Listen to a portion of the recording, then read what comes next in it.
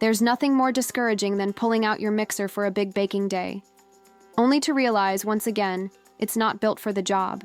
The bowl is too small. The motor strains with heavier dough. And if you've ever had to stop mid-recipe just to scrape the sides for the third time, you know exactly what I'm talking about. That's what made the KitchenAid 7-quart bowl lift stand mixer stand out to me. With professional-grade power, a massive stainless steel bowl, and 11 speed settings, including a delicate half-speed just for folding, it's clearly designed for people who don't mess around in the kitchen. But here's the thing. It's not cheap. You're looking at around $650, depending on the color and time of year. So, is it really worth the investment?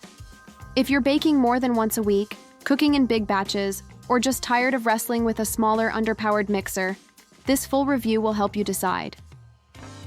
The links to check current price and availability are down in the description and the pinned comment. Now let's see what this mixer actually brings to your kitchen, starting with its design, materials, and why that bowl lift mechanism makes such a big difference. The KitchenAid 7-quart bowl lift stand mixer looks like it belongs in a commercial bakery, and in many ways, it performs like it. The cast metal body is heavy, solid, and built to last, but that also means this isn't the kind of mixer you tuck away in a cabinet. At over 28 pounds, it's meant to live on your counter. And that's where the first big question comes in. Do you really need this much mixer? If you're making the occasional banana bread or birthday cake, this might be more machine than you need. But if you're baking in large batches, think 3 loaves of bread at once or enough cookie dough to fill the freezer. The 7-quart bowl gives you room to breathe. You won't be mixing in shifts or worrying about spillage. Now the bowl lift design is key here. Instead of tilting the head back like most home mixers, the bowl raises and locks into place. This provides stability, especially when mixing thick doughs. But it does come with a trade-off. Swapping out attachments or scraping the bowl isn't quite as quick. As for materials, it's mostly stainless steel and coated metal, which is ideal for durability, though not everything is dishwasher safe. Be ready for a little extra cleanup. Compared to standard tilt head mixers, this model is clearly in another league, but only if your cooking habits justify the size and power. The KitchenAid 7-quart bowl lift stand mixer brings 11 precision speeds, including a unique half-speed designed specifically for folding. That means you can gently incorporate berries or whipped egg whites without crushing them, a detail that really matters for bakers.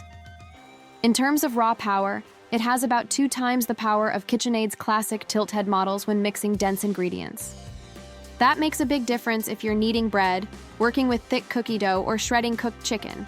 Yes, it can do that too, in under a minute. One standout is the double flex edge beater. It scrapes the bowl as it mixes, which reduces the need to stop and manually push ingredients down. And yes, that's a real time saver, especially with large batches. A big advantage over many mixers is its ability to stay steady and quiet, even under heavy loads. No bouncing, no gear strain, just consistent power. Now, a point to watch. Because of the bowl lift design, it's a bit more awkward to swap attachments or clean the inside of the bowl mid-recipe. It's not a deal breaker, but it's something to consider if you're used to tilt head models. Curiosity? Most people don't realize this mixer supports over 10 different attachments. Pasta rollers, food grinders, spiralizers, all powered through the hub on the front. It's more than a mixer.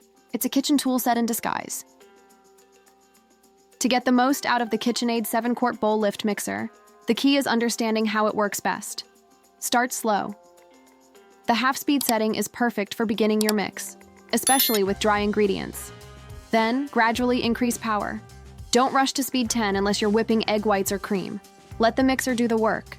Because the bowl lift mechanism locks the bowl in place, always make sure it's fully latched before starting.